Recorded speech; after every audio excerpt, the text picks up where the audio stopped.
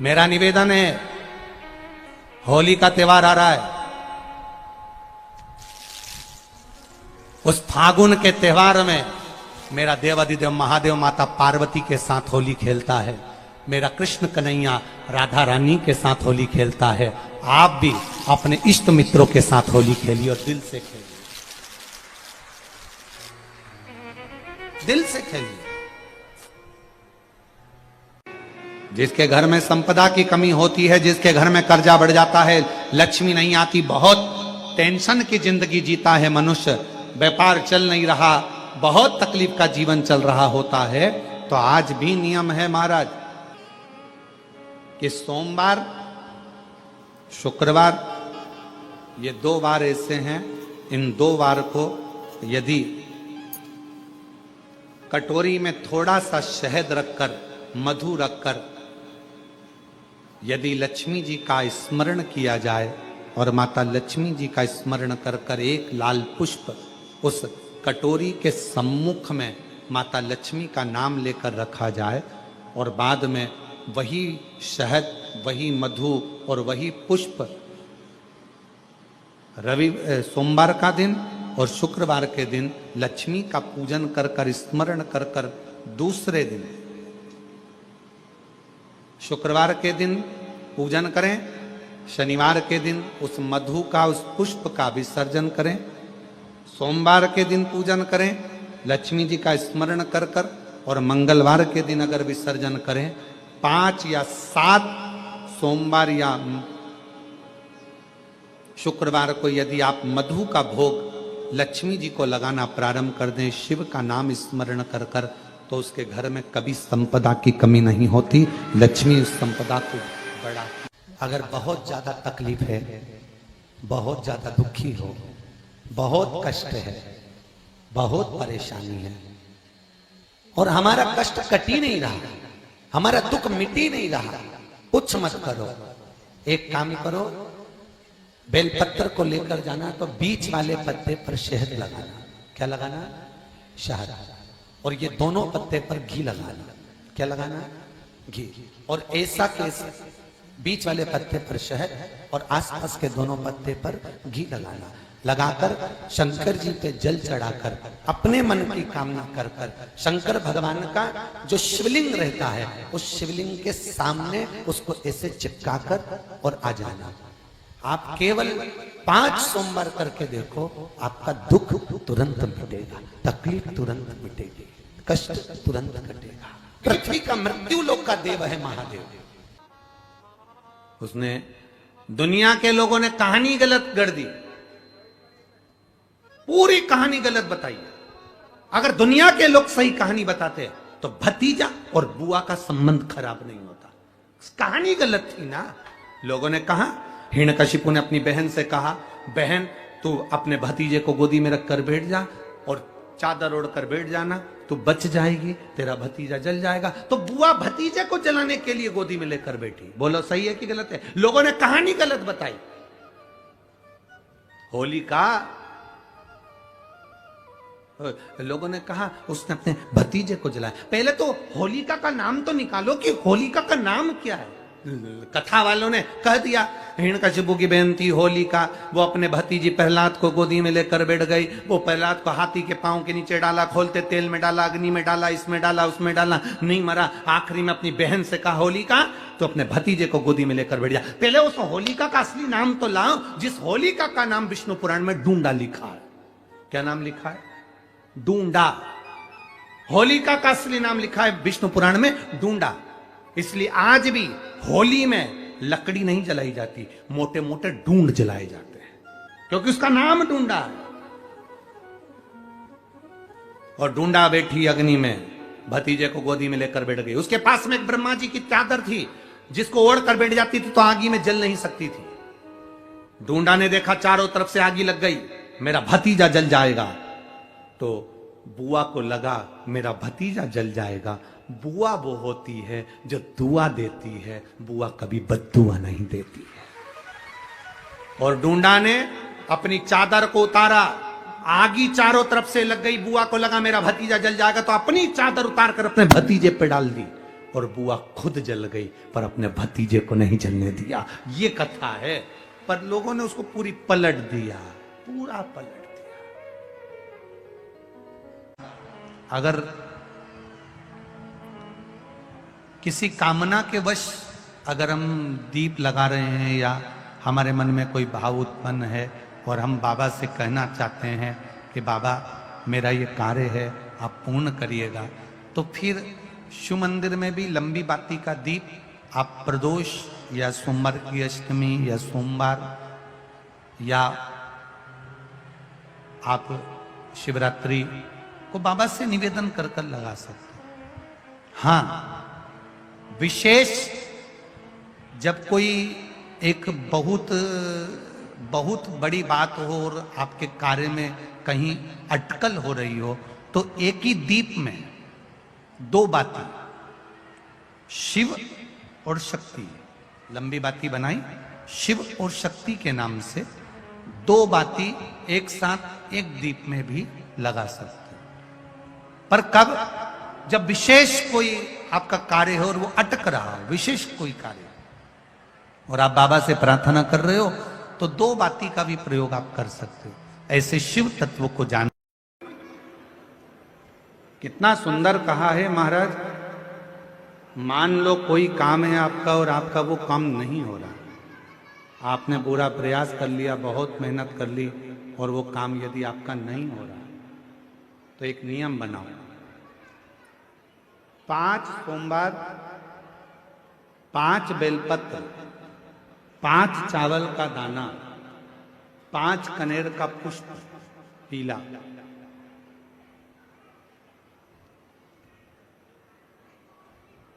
शिव जी के मंदिर में लेकर जाइए। सबसे पहले अशोक सुंदरी वाली जगह पर वो 5 बेलपत्र, 5 चावल के दाने और 5 कनेर का पुष्प, अशोक सुंदरी की जगह, आपको मालूम है ना अशोक सुंदरी की जगह सबको। तो जैसे ये जो शिवलिंग है, ये जो जलाधारी है, ये माता पार्वती जी का हस्तकमल है। शिवलिंग शंकर भगवान का स्वरूप है। जल जो बहता है, राइट में गणेश जी, लेफ्ट में कार्तिकेय जी, बीच में एक मोटी सी लाइन होती है शिवलिंग के सामने, वो अशोक सुंदरी का स्थान है। शिवलिंग के ठीक ऊपर भगवान शंकर जी का जो जल बूंद बूंद गिरता है, वो भगवान शंकर जी की 5 बेटियां जया, विषहरा, श्यामली बारी, दौतली और देव। इस स्थान पर आप जो भी 5 बेलपत्र, 5 चावल का दाना, 5 कनेर का पुष्प लेकर गए हो, यहाँ समर्पित करो।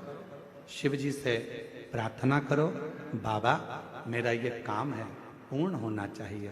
बहुत हाथ पैर जोड़ लिए लोगों के, हो नहीं रहा। यही सामग्री को उठाकर शंकर भगवान के शिवलिंग पर समर्पित करो। बाबा से प्रार्थना कर कर बाबा इसको स्वीकार करना।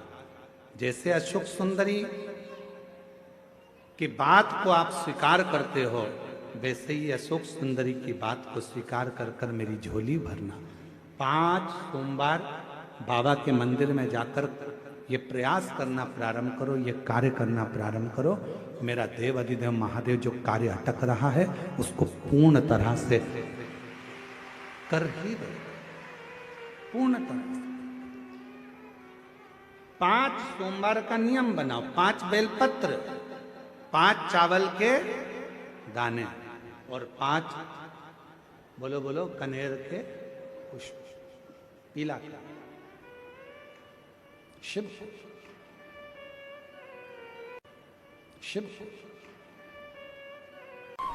शरीर में बहुत बड़ा रोग हो गया, छूटने को तैयार नहीं है, बड़े बड़े इलाज करवा लिए, बहुत दिखा लिया, बहुत सब दूर इलाज करवाया, सब दूर दिखाया, पर मिटने को तैयार नहीं है। तो फिर अबीर का प्रयोग,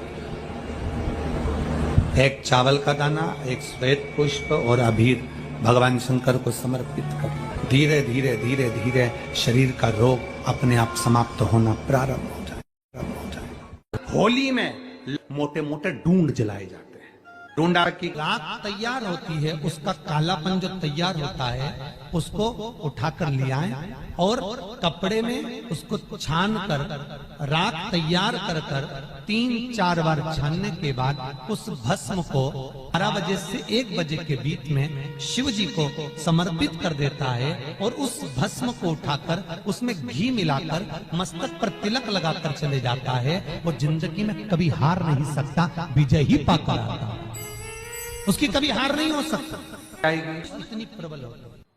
शरीर में बहुत बड़ा रोग हो गया, छूटने को तैयार नहीं है, बड़े बड़े इलाज करवा लिए, बहुत दिखा लिया, बहुत सब दूर इलाज करवाया, सब दूर दिखाया, पर मिटने को तैयार नहीं है। तो फिर अबीर का प्रयोग, एक चावल का दाना, एक श्वेत पुष्प और अबीर भगवान शंकर को समर्पित कर धीरे धीरे धीरे धीरे शरीर का रोग अपने आप समाप्त होना प्रारंभ हो जाए। कभी कभी अगर ऐसा लगे जीवन में कि दुख बहुत ज्यादा आ गया है, बहुत तकलीफ आ गई है, तो लाल चंदन को घिसकर उस लाल चंदन का लेपन भगवान शंकर पर कर कर फिर पानी चढ़ाओ। अगर कोई संकट भारी है और निकट रहा, जैसे किसी नारी का गर्भ नहीं ठहर रहा, 15 साल हो गए, 20 साल हो गए, 25 साल, जैसे इसने लिखा एक माता ने कि 18 साल की बेटी हो गई थी पर संतान में पुत्र नहीं, तो उसने भाव से कथा सुनी। ऐसे आपके भीतर अगर 20 साल हो गए, 25 साल हो गए, 30 साल हो गए, संतान का सुख ही नहीं है, लाल चंदन का लेपन बाबा भोलेनाथ पर करना प्रारंभ करो। पीठिका पर लाल चंदन का लेपन करना प्रारंभ करो, लाल चंदन से बाबा का श्रृंगार करना प्रारंभ करो। एक बेलपत्री पर लाल चंदन, दोनों पत्ती नीचे वाली, जो नीचे की जो 2 पत्ती होती है इस पे लाल चंदन और बीच वाली पत्ती पर पीला चंदन लगाकर बाबा के शिवलिंग को समर्पित करिए, बाबा से प्रार्थना करिए, रोज प्रार्थना करो। परंतु एक बात का स्मरण रहे, 25 साल हो गए, 20 साल हो गए, 30 साल हो गए, संतान नहीं, तो पहले जल से अभिषेक कराना, अभिषेक कराकर उस जल का आचमन करने के बाद हाथ को खासा करना, धोना, उसके बाद में फिर वापिस बाबा का स्नान कराओ, फिर चंदन का लेपन कराओ, फिर 1 लोटा जल चढ़ाकर बाबा का स्नान कराओ। बाबा का बड़ा सुंदर भाव से लाल चंदन से जो अभिषेक करता है, बाबा को लेपन कर कर फिर जल चढ़ समर्पित करता है, निश्चित है उसकी गोदी मेरा देव अधिदेव महादेव जरूर भरता है, ये निश्चितता है। हम तो बेटियों से भी कहते हैं, जिसका विवाह नहीं हो रहा हो, 25 साल, 30 साल, 27 साल, 28 साल, 32 साल, 40 साल हो गए हो, नहीं हो रहा हो बेटा बेटी का विवाह, उसे लाल चंदन का प्रयोग अशोक सुंदरी वाली जगह पर 7 बिंदी लाल चंदन की लगाकर 7 बेलपत्र 7 बिंदी पर रखिए और महाराज अपनी कामना कर कर भगवान से आइए, बाबा देगा, करेगा, 3-4 महीने में विवाह पक्का करेगा। ये लाल चंदन की महत्वता है शिव तत्व। रोग बढ़ गया, बेलपत्री के वृक्ष के नीचे दीप लगाना प्रारंभ करो, बाबा से विनती कर कर घी का दिया लगाइए बेलपत्र वृक्ष के नीचे, बाबा से निवेदन करिए, रोग निवारण। एक लाल चंदन होता है, एक पीला चंदन होता है, 2 तरह का चंदन होता है। जैसे अगर हफ्ते में एक बार, कितने समय में, जम के बोलो जरा, हफ्ते में एक बार प्रयास करा करो कि लाल चंदन का पानी हम शिव जी को समर्पित करें।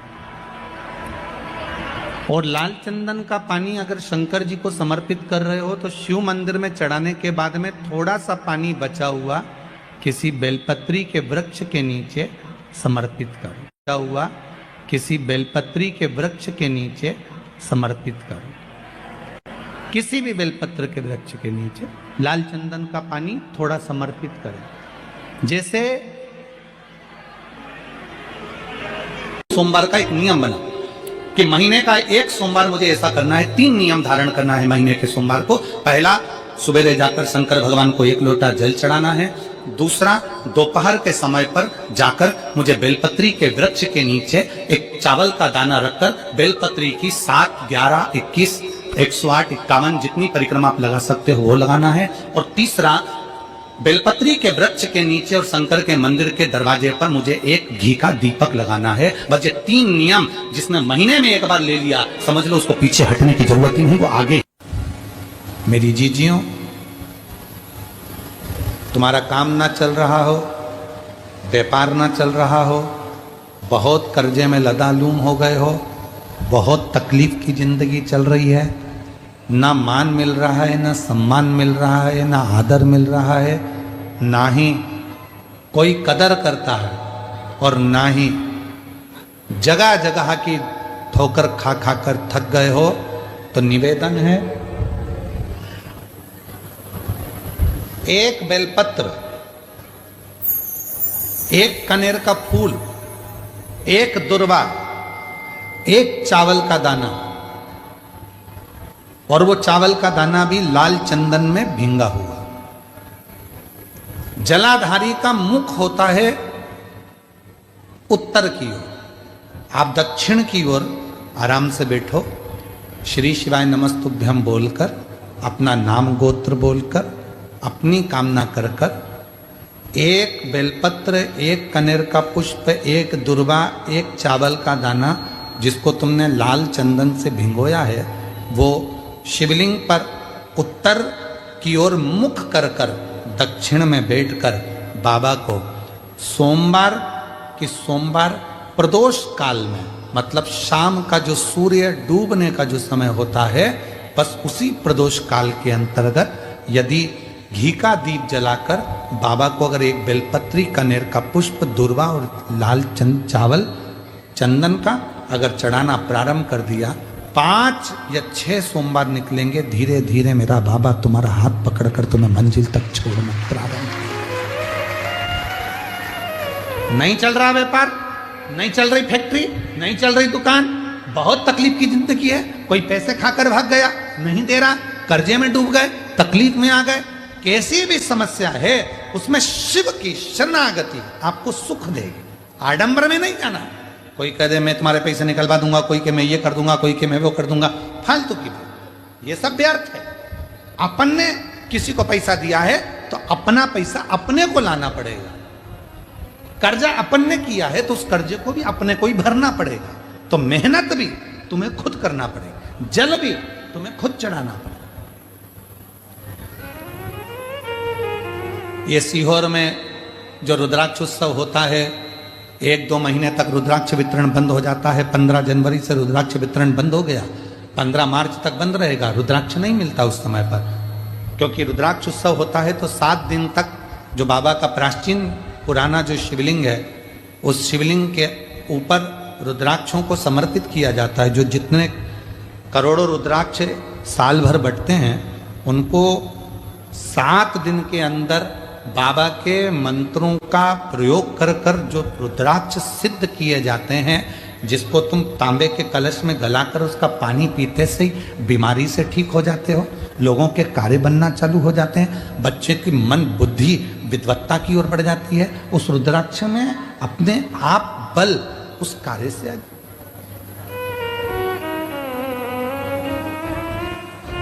बाबा का जो प्राचीन शिवलिंग है उसका दर्शन तो खैर आप लोगों को नहीं होता है, पर जो अंदर बाबा का जो प्राचीन भाव है उस पर उस जहाँ हम लोग दीपावली के दूसरे दिन जो खजाना बंटता है वहाँ वो वहीं चढ़कर वहीं का खजाना दिया, वहीं का खजाना चढ़कर फिर दिया पूरी। और सीहोर का रुद्राक्ष किसी बाजार में नहीं बेचा जाता। कुबरेश्वर धाम का रुद्राक्ष केवल कुबरेश्वर धाम पर मिलता है। उसका ना तो कोरियर होता है, ना उसको बेचा जाता है, ना कहीं बाहर उसको लेकर जाया जाता है। हम भी उसको साथ में लेकर किसी को देने के लिए नहीं लेकर जाते, हम भी साथ में लेकर देने के लिए नहीं लेकर। सीहोर का रुद्राक्ष, कुबरेश्वर धाम का रुद्राक्ष कुबरेश्वर धाम से निशुल्क सुबह 10 बजे से शाम को 5 बजे तक मिलता है, पर अभी बंद है मिलना। 15 मार्च के बाद फिर चालू हो जाए। वो वहीं प्राप्त होता है, बाबा से हाथ पसार कर लाया जाता है, विनय करी जाती, विनती करी जाती है, फिर वो अपना असर देता है। कोई तुमसे कह दे कि मेरे पास में कोई आपका कोई एग्जाम आप देने के लिए बैठ रहे हैं, कोई विशेष परीक्षा है आपकी और आप चाहते हो कि मुझे इसमें पास होना चाहिए, आप चाहते हो कि इस परीक्षा में मैं पास हो जाऊं और बहुत जरूरी है मेरा पास होना, मैं बहुत बार दे चुका हूं, बहुत बार दे चुकी हूं, तो प्रयास करना एग्जाम के पहले कोई सोमवार पड़े त्रिपुरा सुंदरी माता का नाम लेकर उत्तर की ओर मुख कर कर गन्ने का रस, शुगर का रस, गन्ने का रस, एक का रस लेकर दोनों हाथों में कलश में भरकर नाम और गोत्र आपका बोलकर मन की कामना कर कर, जैसे कांवड़ शिव जी को चढ़ाते हैं दोनों हाथ से, उसी तरह वो गन्ने का रस से शंकर जी का अभिषेक त्रिपुरा सुंदरी के भाव से कर दीजिए महाराज। ऐसा कोई एग्जाम नहीं होगा जिसमें आप पास नहीं हो सकते, निकल ही जाओ, निकल ही जाओ। त्रिपुरा सुंदरी माता का स्मरण, मात्र स्मरण सुख का देना। जिसका विवेक कमजोर हो, बुद्धि कमजोर, सोमवार के दिन पंच बेलपत्र, पंच पुष्प, पंच दुर्वा और पंच पात्र जल, सोमवार के दिन शिव जी के मंदिर में प्रातः के समय पर बाबा को एक बेलपत्र, एक दुर्वा, एक पुष्प, एक लोटा जल समर्पित कर कर थोड़ी देर रुककर श्री शिवाय नमस्तुभ्यम या पंचाक्षर मंत्र ओम नमः शिवाय स्मरण कर कर, महामृत्युंजय मंत्र का स्मरण कर कर, फिर बेलपत्र, फिर दुर्वा, फिर पुष्प, फिर जल, ऐसा 5 पंच बेलपत्र, पंच दुर्वा, पंच पुष्प, पंच पात्र जल तुम रुका जी का नाम लेकर समर्पित कर कर उस जल का आचमन करिए। 5 सोमवार या 7 सोमवार करिए, बाबा गर्भ अवश्य ठहराएगा और संतान अवश्य हो। बहुत सारा भगवान को नहीं चाहिए। शिव महापुराण में यह भी कहीं नहीं लिखा कि तुम भगवान को 108 या 1008 या 1008 बेलपत्र समर्पित करोगे तो शिव जी प्रसन्न हो जाएंगे। शिव महापुराण की कथा तो यहां तक कहती है, एक बेलपत्र की पत्ती को आप अगर बीच में से, ये एक बड़ी पत्ती, उसके बीच में 2 पत्ती और 2 पत्ती के बीच में जो गैप है, बीच पत्ती में, इस पत्ती और 2 पत्ती के बीच में जो जगह है, अगर आप इस पत्ती को यहां से स्पर्श कर कर, इस पत्ती को यहां से स्पर्श कर कर शंकर भगवान के शिवलिंग पर अगर आप श्री शिवाय नमस्तुभ्यम कहकर, पंचाक्षर मंत्र नमः शिवाय कहकर, षडाक्षर मंत्र ओम नमः शिवाय कहकर यदि शंकर के शिवलिंग पर समर्पित करते हो तो वो 108 बेलपत्र का काम कर जाती है। पकड़ने का स्थान देखिए,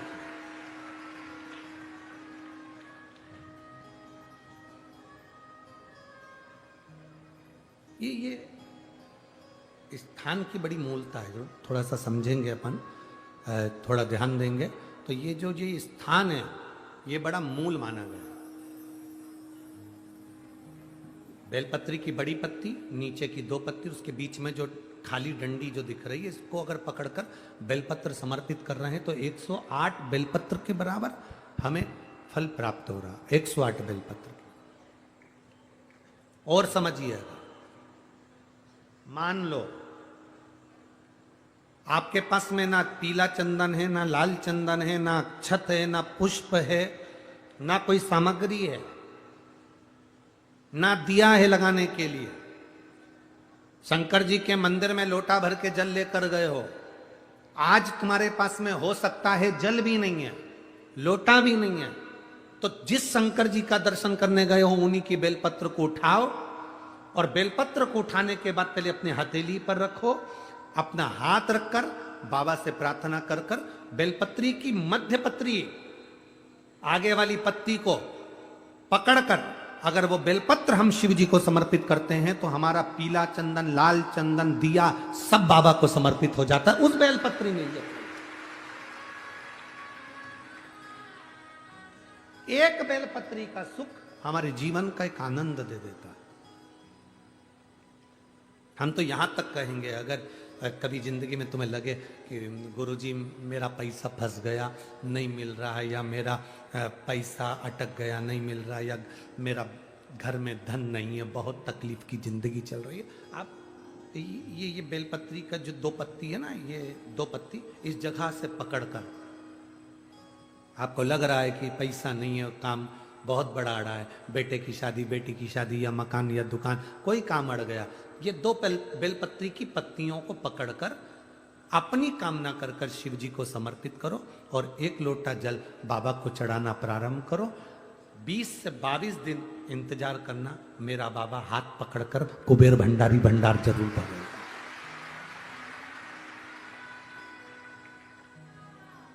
दो पत्ती को पकड़कर, लोग कहते हैं ब्रह्मा विष्णु महेश हैं बेलपत्री में, शिव जी के 3 नेत्र हैं बेलपत्री में, शंकर भगवान के त्रिशूल की 3 कोर है बेलपत्री में। हम कहते हैं अभी